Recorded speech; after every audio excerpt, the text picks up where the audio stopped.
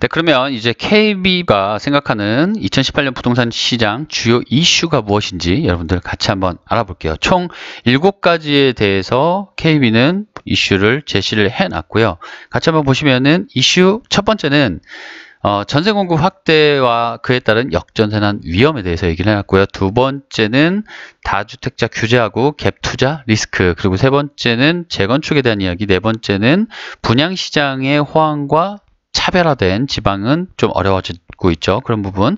그리고 이슈 다섯 번째는 부동산 시장이 전체적으로 양극화되는 현상. 그리고 여섯 번째는 오피스텔. 일곱 번째는 강화되는 정부의 부동산 정책과 그에 따른 시장의 영향에 대해서 얘기를 해놨습니다. 우리 한번 같이 하나씩 알아보도록 하겠습니다. 먼저 첫 번째, 전세 공급 확대와 역전세난 위험입니다. 그죠?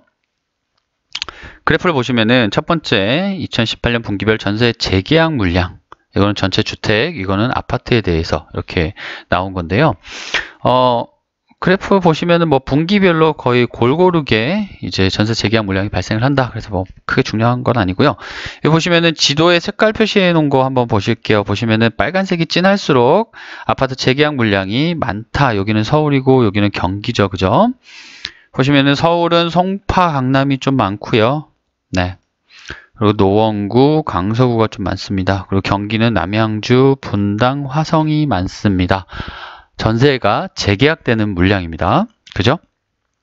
자, 그런데 그 중에서도 신축 아파트로 하면은 경과년수 5년 이내 아파트인데, 신축 아파트의 전세 재계약 물량 서울과 경기 한번 보시면요. 서울에는 아까와 비슷하게 뭐 송파하고 서초가 많고요. 강서가 가장 많네요. 신축 아파트가 최근에 좀 많이 들어섰으니까요. 마곡 때문에. 그죠?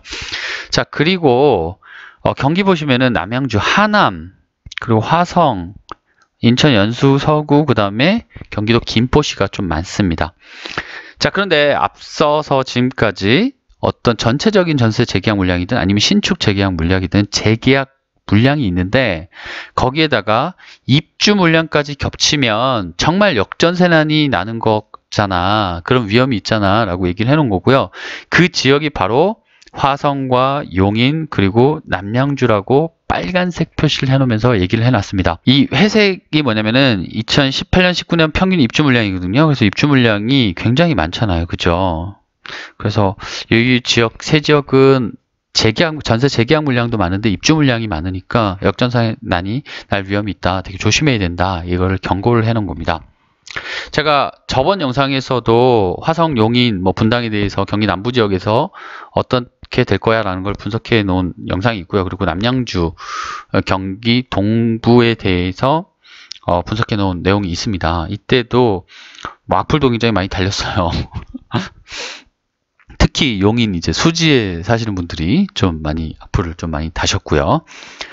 우리가 어려워진다고? 말도 안 돼. 그리고 우리가 화성보다 더 안 좋아진다고? 말도 안 돼. 저 뭐 안 좋아진다고 말씀드린 적은 없고요.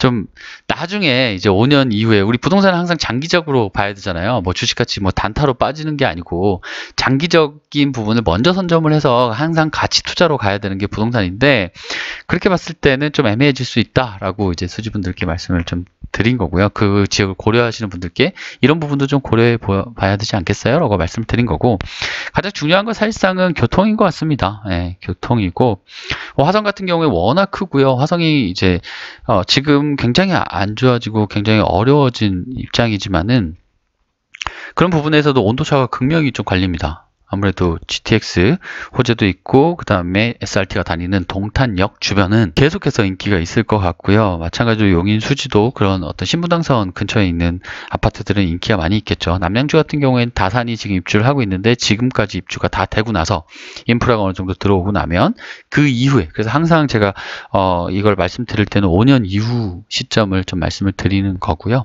어쨌든 단기적으로 이 세 지역은 전세 재계약 물량도 많으면서 입주 물량도 많기 때문에 역전세난 위험이 있다. 그래서 단기적으로는 어려운 지역이다. 이렇게 여러분들 이해를 하시면 좋을 것 같습니다. 자, 그리고 두 번째 이슈입니다. 두 번째는 다주택자 규제와 갭 투자 리스크입니다. 여러분 보시면은 이 그래프가 이 전세가율을 나타낸 그래프입니다. 서울을 보시면은 09년도 같은 경우에는 거의 40% 미만까지 내려갑니다. 그리고 지방은 50% 이상을 계속해서 꾸준히 유지하고 있는데 이 빨간색 원이 있는 시기 14년 이후를 보시면은요, 15년 이후부터 거의 전세가율이 거의 모든 지역이 한 80% 가까이 올라갑니다. 70%, 80%까지 육박을 하고 있는데, 자, 그런 면에서 이제 갭 투자가 가능해진 겁니다. 무슨 얘기냐면 내 손은 조금 들여서 집을 살 수가 있는 거죠. 5억짜리 아파트 같은 경우에는 예를 들면 전세가율이 80%라고 하면 전세는 4억이고 매매는 5억이지 않습니까? 그럼 내 돈 1억만 있으면 그 아파트를 살 수가 있는 거죠. 그래서 그런 갭 투자가 사실은 성행을 하게 됐고, 그런데 이게 리스크가 있다라는 얘기를 하는 겁니다. KB가 좀 재밌는 거는 갭 투자 대상 아파트의 조건을 분석을 해놨습니다. 두 가지로 보는데요.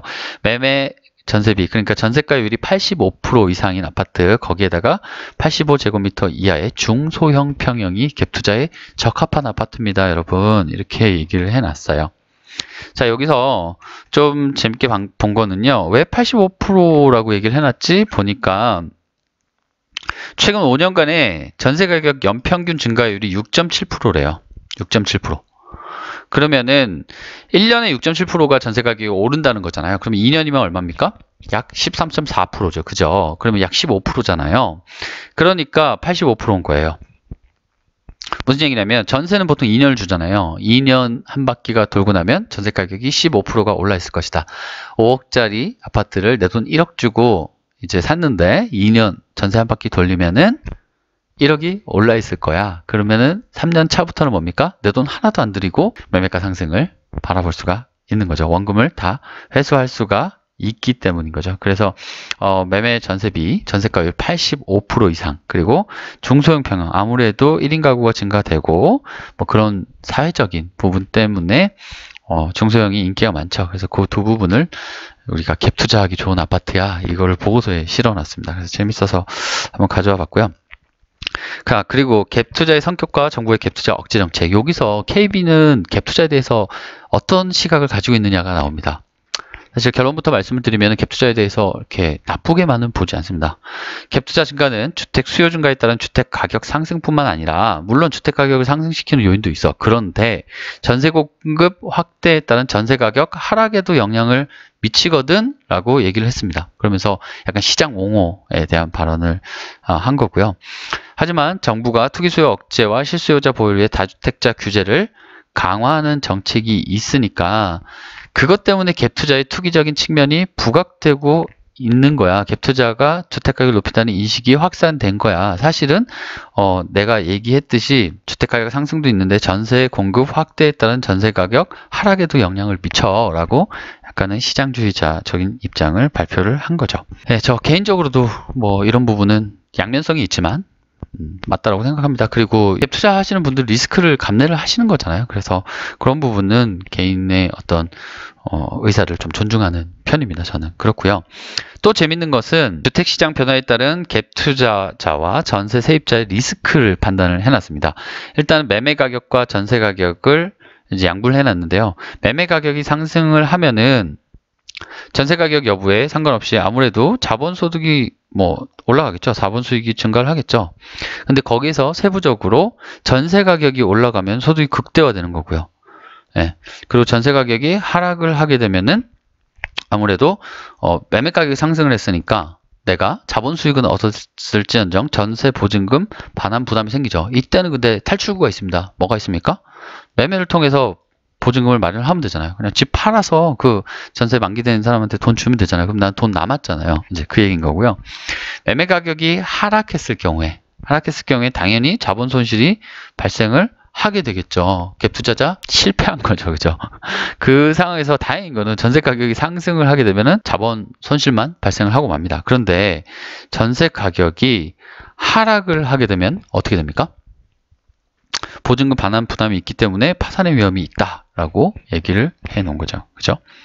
그럼 전세 세입자 입장에서는 매매 가격이 상승하고 전세 가격이 하락 했을 때 큰 뭐 이상은 없습니다. 팔아서 줄 수가 있으니까요. 근데 매매 가격이 하락하고 전세 가격이 상승을 했을 때는 상관이 없죠. 안 오른 상황으로 연장을 하면 더 좋은 거고요. 근데 매매 가격도 하락하고 전세 가격이 하락했을 때는 사실상은 전세 보증 반환 리스크에 따른 내 전세 보증금이 보호받지 못할 수도 있다라는 얘기를 해놓은 겁니다. 그래서 총 4가지의 경우의 수 중에 이 부분, 이 매매 가격이 하락하면서 전세 가격도 하락을 했을 때 이때가 위험한데 지금이 그런 시기가 아니냐라고 얘기를 좀 하는 것 같습니다. 네, 세 번째, 이슈의 중심에선 재건축 시장에 대해서 한번 같이 알아보겠습니다. 재건축 시장 한번 그래프 보니까요. 전세 가격은 재건축 아파트가 다소 안정적인 모습을 보이는데 이게 근데 우상향이네요. 전세 가격이 우상향된다는 게 조금 재밌네요. 그러니까 재건축 아파트 같은 경우에 30년이 다 넘었잖아요. 그런 아파트들은 이렇게 녹물이 나오고 지하주차장도 없고 그래서 살기가 굉장히 힘듭니다. 그럼에도 불구하고 전세 가격이 이렇게 상승을 했구나라는 부분이 좀 재밌었고요. 매매 가격은 탄력적입니다. 그래서 출렁거림이 좀 있구나라고 보시면 되겠고요. 옆에 색깔 지도에서 보시면은 건축년은 30년 이상 노후 아파트 비중이 많은 지역이 어디냐라고 봤더니 서울 있고요. 그 다음에 인천쯤 되는 것 같고요. 그 다음에 대구하고 부산입니다. 이 지역들이 30년 이상 노후화된 아파트들이 많기 때문에 앞으로 새 아파트로 환생할 재건축 대상 아파트들이 많구나. 그렇게 됐을 때 다시 한번 부동산 시장에 화랑이 올 수도 있다. 이 지역에서는 그렇게 좀 보여지고요. 밑에 그래프를 보시니까 규제 강화기, 완화기, 강화기 뭐 이렇게 해서 나눠가지고 일반 까만색 아파트들과 재건축 아파트를 좀 비교를 해놨는데 아무래도 빨간색 재건축 아파트가 출렁거림이 훨씬 심하죠. 그래서 탄력적이다라고 보시면 될 것 같고요. 전체적으로 보시면은 이 강화기 때는 출렁거림이 굉장히 심합니다. 그렇고 완화기 때는 좀 안정적인 모습 보이고 있고요. 여기서 좀 우리가 살펴봐야 될 내용은 2017년 8.17 이후에 재건축 시장의 아파트를 옥죄는 제재가 3가지가 떨어졌죠. 뭡니까? 제일 첫 번째로 조합원 지위 양도 금지. 이거는 투기 과열지구가 되면은 이렇게 제재를 받는다고 해서 이제 거래가 안 되게끔 묶어 놓는 거고요. 그 다음에 2018년부터 초과이익 환수제가 부활을 했고, 그 다음에 최근에 뭡니까? 안전진단이 강화가 됐죠. 이 3가지가 굉장히 강력합니다. 그래서 안전진단은 대건축을 아예 시작조차 못하게 하는 거고, 그리고 재건축이 시작이 돼서 가고 있는 단지들도 조합원 지위 양도 금지 규정이 있기 때문에 팔지 못하지 않습니까? 그래서 거래 자체가 안 되게 만들어 버리는 거고, 그리고 마지막에 팔았을 때 이익을 챙기는 부분에 있어서도 나라가 세금으로 3천만 원 이상에 대한 부분은 50%를 가져가겠다라는 굉장히 강력한 내용들입니다. 그래서 당분간은 이 재건축 아파트에 대한 관심 자체가 좀 많이 떨어질 것 같고요.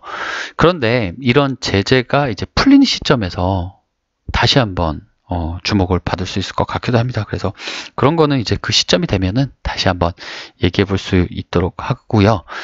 자, 다음입니다. 다음은 이제 재건축을 넘어서 이제 분양입니다. 아무래도 새 아파트에 대한 관심이 많다 보니까 계속해서 이런 문제들이 나오는 것 같습니다.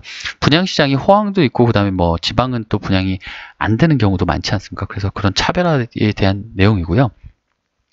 전국 아파트가 분양 추이인데 일단은 수도권이 2015년, 16년, 17년 뭐 전체적으로는 줄어들고 있는 모습이지만은 평균에 비해서는 좀 많습니다. 그죠?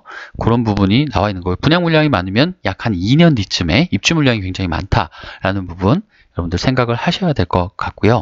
그 다음에 좀 특이했던 부분은 주요 지역 아파트 청약 1순위 경쟁률인데요. 경쟁률이 5개 광역시가 굉장히 높습니다. 34.7이 나옵니다. 그 이유를 생각을 좀 해보니까요. 우리 한 08년도부터 한 2012년, 13년도까지 지방 5대 강력시의 아파트 가격이 굉장히 많이 올랐잖아요. 그래서 이 5대 강력시에 사시는 분들은 지금 아파트 가격을 굉장히 부담스러워합니다. 이 오른 가격을. 그래서 조정을 받고 있는 거고요. 다만 새 아파트에 대한 관심은 당연히 있을 거고요. 그리고 분양이 되면은 분양 가격은 상대적으로 저렴하지 않습니까? 그래서 그런 부분에 대한 관심이 폭발을 하는 것이 아닌가라는 생각이 듭니다. 그래서 서울도 지금 아파트가 단기 급증을 한 부분에 대해서 이제 가격에 부담을 느끼는 분들이 굉장히 많고, 다만 분양가 상한제나 이런 영향으로 굉장히 좋은 입지에도 불구하고 분양 가격이 낮기 때문에 분양 시장으로 굉장히 많이 몰릴 수 있다. 이렇게 보입니다. 자, 그래서 2017년 청약 1순위 참가수 상위 단지 여러분들 한번 보시면요. 대부분이 부산 아니면 대구 쪽에 좀 많이 몰려 있어요. 네, 어떤 데는 뭐 347대 1입니다. 뭐 대구 중구의 이편에서 남산 같은 경우에는요. 그리고 강서구의 부산 강서구의 명지 더샵, 그리고 부산 연지 꿈의 그림, 그리고 이편세상 오션 테라스 3단지, 여기가 부산에서 좀 인기가 많았던 지역이고요. 2017년도에. 그리고 대구 같은 경우에는 뭐 수성구의 범원의 거리, 서안 이다음. 얼마 전에, 며칠 전에 또 기사를 보니까 앞으로 대구 수성구에서 또 분양을 하는데 평당가가 2천만 원이 넘어갔더라고요. 그래서 과연 그 2천만 원이 넘는데 앞으로 분양이 어떻게 될 것이냐, 그게 뭐 2천만 원 분양가 넘는 거를 이제 허가를 해줄 거냐 말 것이냐, 뭐 이런 부분, 이 기사가 나왔더라고요. 그래서 재밌게 보고 있습니다. 자, 평당가를 한번 보니까요. 평당가가 서울 같은 경우에 2008년도에 2,171만 원이었는데 최근에 2,160만 원까지 평균이 올라왔습니다. 이거는 이제 전고점에 도달을 해서 다시 이제 안정화되는 모습을 보이고 있다라고 보시면 될 것 같고요. 전고점까지는 도달을 했습니다. 그렇죠? 그리고 2017년 지역별 분양 가격, 그리고 분양 물량인데요. 분양 가격을 보니까 여기 순서대로 나래비를 쭉 세워놓은 것 같은데, 첫 번째로 가장 분양 가격이 높은 데가 당연히 서울이고요. 두 번째가 경기인 줄 알았는데 부산입니다. 부산이고 경기고, 그 다음에 인천, 대구 뭐 이런 순서대로 나가는데, 아무래도 경기도가 노란색 분양 물량이 좀 많습니다. 그래서 분양 물량이 많다는 건 한 2년 뒤쯤 2019년도 이후에 입주 물량이 많아지면서 공급 물량이 확 늘어나서 근처에 있는 아파트들에게는 좀 악영향을 미칠 것이다 라고 보여지고요. 2000년 이후에 분양가격 상위 단지를 보니까요. 아크로 서울 포레스트 같은 경우에는 약 5천만 원에 육박을 합니다. 그래서 대체적으로 보시면은 반포하고 그 다음에 성수동 쪽이 좀 많았어요. 네, 분양 가격 상위 단지가. 아무래도 성수동 같은 경우에는 한강변에 위치를 해 있고 고층 아파트가 많습니다. 그죠? 5층 아파트에 대한 관심. 대신에 뭐 학군이나 이런 부분은 안 좋지만, 그리고 반포 같은 경우에는 강남임에도 불구하고 이런 새 아파트들에 대한 관심들이 많아서 분양 가격이 높음에도 분양이 잘 됐다, 이제 이렇게 생각이 들고요. 성수동에 대한 이야기는 또 할 얘기가 많습니다. 예전에 오세훈 서울시장 때 이제 서울 한강변 주변을 개발하겠다라는 계획을 발표를 했었고, 그때 이제 전략구역과 뭐 유도구역 뭐 이런 식으로 나눴는데, 사실은 성수 지역은 이제 전략정비구역이었고요. 그러면서 가장 먼저 삽을 떴죠. 삽을 뜬 상황에서 이제 박원순 시장으로 바뀌면서 그런 오세훈 서울시장의 서울 개발 계획이 물거품으로 돌아갔죠. 그런데 삽을 이미 떠버린 성수동 같은 경우는 어쩔 수가 없잖아요. 그래서 성수동만 지금 그렇게 고층 아파트가 들어설 수 있는 위치가 되면서 이렇게 분양이 잘 되고 있다라고 보시면 될 것 같습니다. 자, 어쨌든, 자, 그리고 이제 우리에게 중요한 거는 2018년도에 분양 예정 단지가 어디냐라는 것이 중요하죠. 그래서 이 표가 그런 분양이 2018년도에 어디가 나오느냐, 이거를 정리해 놓은 표입니다. 그래서 각 구별로도 쭉 나왔거든요. 그래서 여러분들 요거 참고해 보시면 좋을 것 같아요. 최근에 뭐 DHI 개포 같은 경우에는 분양을 했고요. 그죠? 앞으로 뭐 거여 마천 뉴타운에 나올 거고, 그리고 마포구에도 최근에 또 뭐 염리 쪽에 마푸자, 이게 또 인기가 되게 많았던 걸로 알고 있습니다. 그리고 강동구의 고덕자이, 이제 마지막이죠. 상일동 지역의 마지막, 이제 그라시움 있고 뭐 그쪽에 하나가 또 나올 예정이고요. 그리고 양천구에도 목동 레미안 아들리체, 서대문구의 힐스테이트 신촌, 그리고 동작구의 사당 3 푸르지오, 영등포구에는 당산 센트럴 아이파크 최근에 분양해가지고 굉장히 인기가 많았는데 뭐 특별 공급이 취소가 되니 하는 얘기도 좀 나오고 있는 것 같고요. 그리고 신길 자이, 그 다음에 청량리 롯데캐슬, 청량리가 굉장히 호재가 많지 않습니까? 특히 GTX 호재 같은 경우. 그다음 은평구의 수색구, 그 다음에 응암 힐스테이트, 그 다음 과천의 뭐 위버필드, 퍼스트 푸르조 서밋, 주공 6, 그 다음에 성남의 신흥 2 자이, 뭐 이렇게 분양 물량이 많습니다. 그래서 좀 알짜 입지에 분양 물량이 좀 많은 것 같아요. 그래서 혹시 분양을 노리시는 분들은 이 표를 참고해 보셔도 좋을 것 같습니다. 자, 그리고 다섯 번째, 이제 심화되는 지역 부동시장 양극화, 양극화에 대한 내용입니다. 양극화. 보시면은요, 주택가격 하락 상승 상위 지역 10개고요. 아파트 가격, 이거는 전체적인 주택 가격이고, 오른쪽 거는 아파트 가격이고, 아파트만 한번 볼게요, 여러분. 보시면은 창원, 거제, 울산, 창원, 통영, 청주. 예. 그래서 창원, 거제, 울산 같은 경우에는 이렇게 조선업계가 어려워지면서 전체적으로 지금 부동산 시장도 어려워진다라고 보여지고요. 그 다음에 청주라든지 구미라든지 이런 데는 입주 물량이 많기 때문에 그런 물량 때문에 좀 어려운 곳 이렇게 생각을 하시면 될 것 같고요. 그리고 가격 상승이 굉장히 많이 이루어진 지역이 2017년도에 대부분이 다 서울입니다. 예, 분당이 하나 중간에 있긴 한데 사실 분당 뭐 서울이라고 봐도 무관하고요. 분당 같은 경우는 최근에 그러니까 2017년 하반기에 8.1책 이후로 반사이익을 좀 굉장히 많이 받은 지역이면서 또 이제 갭 메우기가 이루어지면서 급등하고 있는 지역이죠. 최근에는 조금 안정되는 모습 보이고 오히려 분당보다 수지가 좀 더 많이 올라가고 있는 그런 모습들도 보이고 있고요. 어쨌든 서울과 지방이 좀 이렇게 올라가는 모습이 아까 제일 처음에 보셨던 디커플링 현상이 발생을 하면서 극명하게 양극화가 이루어지고 있는 모습이 있다. 이 부분을 얘기를 한 겁니다. 그리고 전국 주택 매매 지수 추이를 보니까요. 요거는 이제 규모별로 얘기를 해 놓은 거거든요. 점선이 보면은 소형, 그러니까 한 25평 되는 것 같고요. 그 다음에 회색이 중형, 30평대, 그리고 대형 40평대, 50평대 이런 게 이제 노란색입니다. 아무래도 보시면은 전체적으로 소형이 좀 많이 올랐고요. 그 다음에 이제 30평대가 많이 올랐고. 자, 그런데 지방은요, 좀 특이해요. 지방 같은 경우에는 보시면은, 이거 한번 보세요. 여기 한번 보시면은, 이 회색하고 점선, 보이시죠? 이 회색하고 점선이 25평, 그러니까 20평대하고 30평대잖아요. 20평대하고 30평대가 거의 동일하게 올라갔어요. 그죠? 사람들은 기본적으로 큰 아파트를 선호합니다. 그래서 지방 같은 경우에는 가격에 대한 부담이 좀 덜하고 하는 부분 때문에 중형도 소형만큼의 인기가 있구나. 이렇게 이제 생각을 하시면 될 것 같습니다. 정리입니다. 예, 지역별 양극화는 심화, 그리고 규모별 양극화는 둔화될 전망이다라고 얘기를 해놨네요. 소형주택에 대한 선호는 여전히 지속될 것 같지만 대형과 소형의 주택가격 격차가 상당히 좁아진 데다가 금융위기 이후에 중소형 평형 위주로 공급이 많았습니다. 중소형 평수가 공급이 많았고 그리고 최근에는 어떤 정부 규제가 있기 때문에 이런 정부 규제 때문에 주택을 여러 채 갖지 않고 내가 한 채만 갖겠다라고 하면은 앞서 말씀드린 것처럼 많은 사람들이 사실 작은 집보다는 큰 집을 선호하겠죠.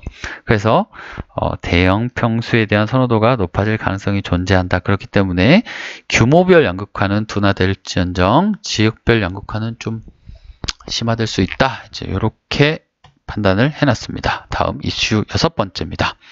오피스텔에 대한 이야기를 하고 있는데요. 좀 특이하게 봤던 거는 수도권 오피스텔이 전국 오피스텔의 74%라고 합니다. 거의 대부분이라고 봐도 무방하겠죠. 네, 수도권 오피스텔은 최근에 가격 상승 등의 영향으로 임대 수익률의 지속적인 하락세를 보이고 있다라고 얘기가 나옵니다. 그래서 아무래도 이 곤색이 서울, 노란색이 경기, 회색이 인천인데 인천의 가격 상승률이 굉장히 높아요. 그죠? 높고 서울의 가격 상승률도 굉장히 높았네요. 경기도 그렇고요. 그래서 이렇게 가격 상승률이 높다 보니까 임대 수익률은 어떻게 됩니까? 전체적인 모습이 하락. 그죠? 임대 수익률 자체는 계속해서 하락을 하고 있다라고 보여지는데 그나마 인천이 아무래도 비용적인 부담이 좀 덜하니까 임대 수익률 측면에서는 유리하고요. 그 다음 경기고 그 다음에 마지막으로 서울 같은 경우에 4.82% 정도의 임대 수익률을 보이고 있습니다. 아무래도 오피스텔 같은 경우에는 자본 차익을 그러니까 매매 차익을 바라기보다는 꾸준한 임대 수익을 바라는 그런 수익형 부동산 상품이죠.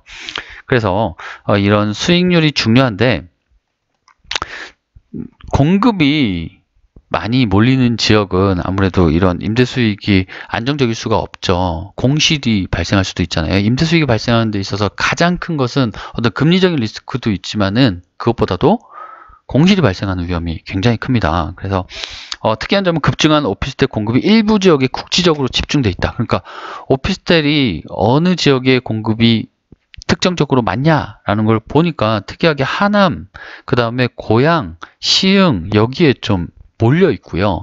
그 다음에 인천 같은 경우에는 서구하고 연수구에 전체적으로 공급 물량이 몰려 있더라라는 거죠. 그래서 여기 나온 하남, 고양, 시흥, 인천 서구, 연수구 같은 경우에는 공급 물량이 많기 때문에 이 임대 수익을 지속적으로 받는 데 있어가지고 공실 리스크가 있을 수도 있다라고 얘기를 해놓은 겁니다. 그죠? 이 그래프로 표현을 좀 해놨고요.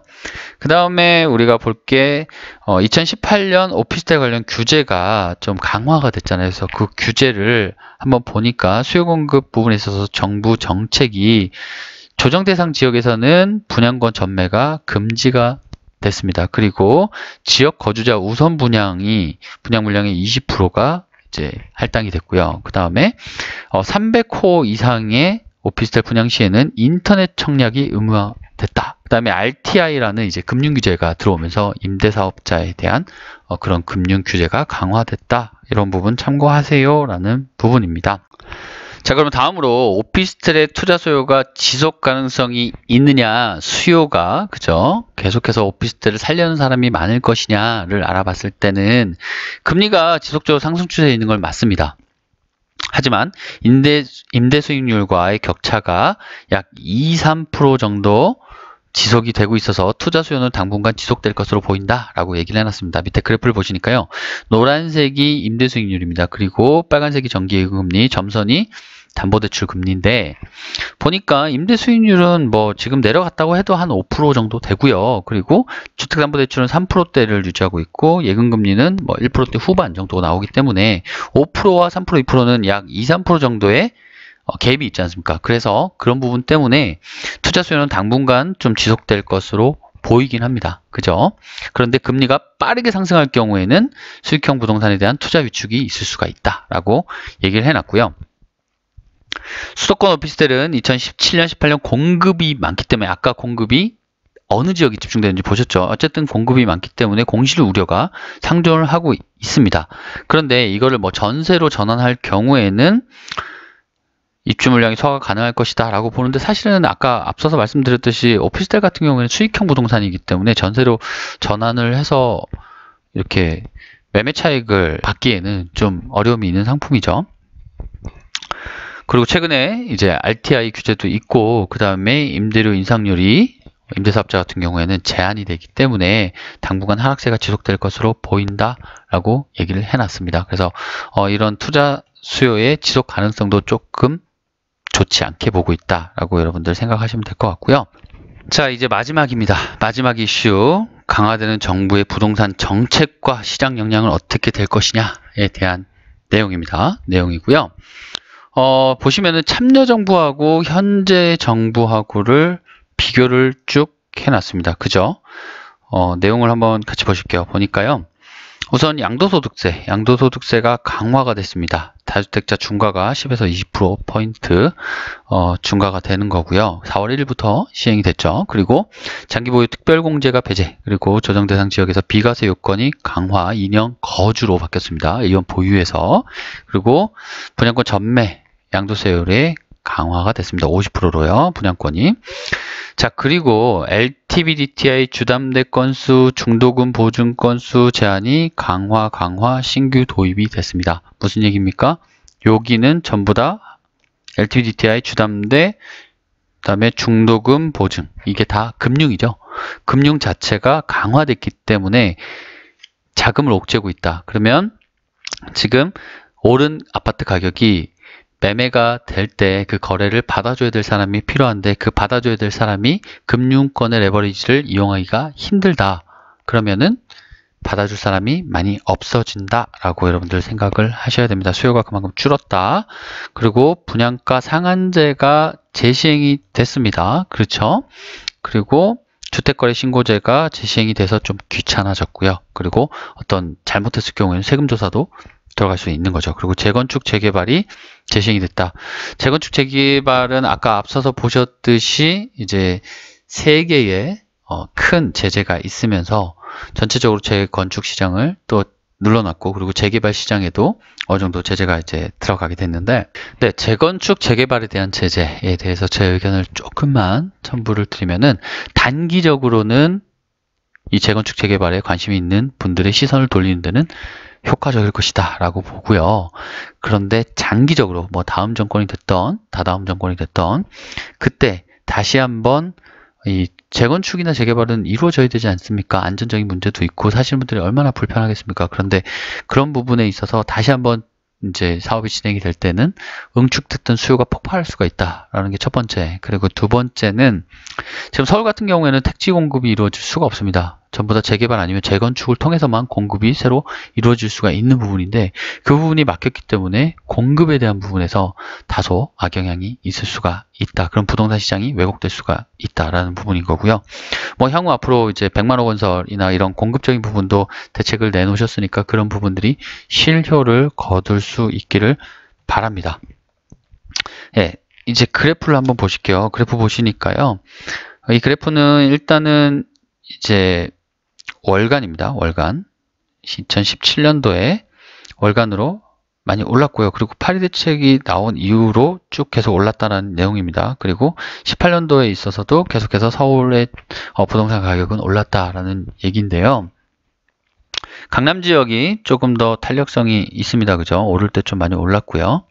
그런데 지금 현재의 모습을 보니까 강남 지역은 노란색 좀 2018년 들어서서 상승률 자체가 많이 줄어들었고 오히려 파란색 강북 지역이 상승률이 높아지더라. 그러면서 갭 메우기가 있더라라는 내용인데 지금 4월달 들어서는 사실상 강북 지역도 마용성은 뭐 많이 줄어들었고요. 그래서 좀 어려운 모습 보이고 있습니다. 그래서 빠르게 좀 안정화가 될 것이다. 그런 상승 자체가 누그러질 것이다.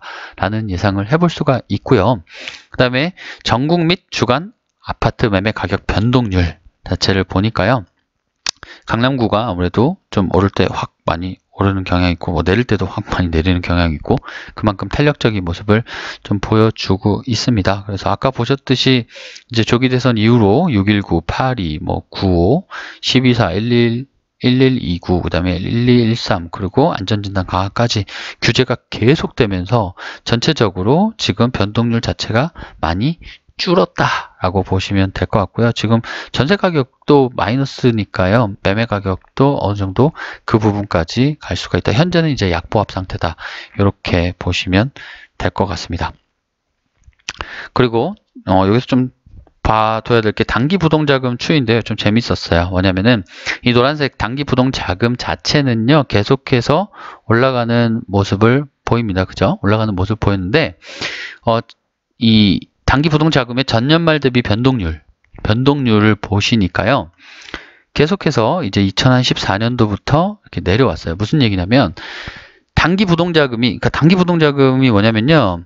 단기 부동자금은 M1, 그러니까 현금성 자산부터 시작해서 MMF, 국채, 그 다음에 CD 양도성, 그 다음에 CMA, 증권계좌, 그리고 환매채, 발행업, 6개월 미만의 정기예금, 고객 예탁금 이런 이제 시중에서 돌아다닐 수 있는 그런 단기적인 자금들이 단기 부동자금 자체는 늘어났는데 변동률이 줄었다. 그게 무슨 얘기냐면 어디론가 들어갔다는 얘기죠. 늘었는데 변동률이 줄었네? 이건 어디에 들어갔다라는 얘기인데 어디로 들어갔습니까? 부동산으로 들어갔죠. 그래서 부동산 가격이 많이 올랐다라고 해석이 될 수 있는 부분입니다. 그렇고요. 지역별 매수 우위 지수를 보니까요. 현재 서울이 한 100 정도, 그러니까 매수와 매도가 거의 눈치 보기 장세, 서로 팽팽하다라는 거고요. 그 나머지 지방들은 100 이하이기 때문에 매수자가 우위를 점하고 있는 시장이다. 아무래도 매물들이 좀 많고 매도자들은 매수자에게 끌려당기는 시장이 되고 있다. 이렇게 보이고요. 지금 서울도 계속해서 하락하는 추세니까요. 어떻게 될지는 잘 모르겠습니다. 이 눈치 보기 장세가 어떻게 될지는 좀 지켜봐야 될 것 같습니다. 전체적으로 이제 KB에서 정리를 해놨습니다. 2018년 정부 정책 가시화에 따른 거래 절벽 및 가격 하방 압력이 증가되고 있다라고 하방 압력이 증대될 것 이렇게 예측을 했고요. 역대 가장 강력한 대책을 단기간에 시행하는 거다라고 얘기를 했습니다. 그리고 거기에 더불어서 분양주택을 포함한 100만 호 수준의 공공주택 공급 계획이 있다. 과거에 보금자리주택 공급계획 발표와 이에 따른 대기 수요 증가가 민간 분양시장에 미친 영향, 그러니까 이렇게 보금자리주택이나 이런 게 발표가 될 때 사람들이 집을 안 사고 그걸 받기 위해서 기다리면서 전체적으로 기존의 부동산 시장이 약간의 침체가 지속되더라 라는 부분이 있기 때문에 아무래도 하방 압력 좀 계속해서 어려워질 거다 라고 얘기를 해놨습니다. 네, 오늘도 여러분들과 부동산 시장에 대해서 많은 내용 함께한 것 같습니다. KB가 생각하는 2018년도의 이슈는 무엇인가? 그 7가지에 대해서 상세하게 같이 알아봤고요. 밑에 내용들도 있는데 그건 다음 시간에 할게요. 제가 목 상태도 좀 그렇고 배도 고프고 그렇습니다. 다음 주에는 제가 일주일 동안 이렇게 지방 전국을 돌아다니는 일정이 있어요. 크루즈 여행을 가게 됐는데 시간을 좀 내서 여러분들과 함께 할 수 있는 영상을 한번 찍어볼 수 있도록 그렇게 노력을 하겠습니다. 환절기입니다. 여러분들 건강관리 유의하시고요. 즐거운 주말 보내시고 항상 승리하시기 바랍니다. 그리고 마지막으로 매번 하는 얘기지만 좋아요와 구독하기 부탁드리겠습니다. 감사합니다.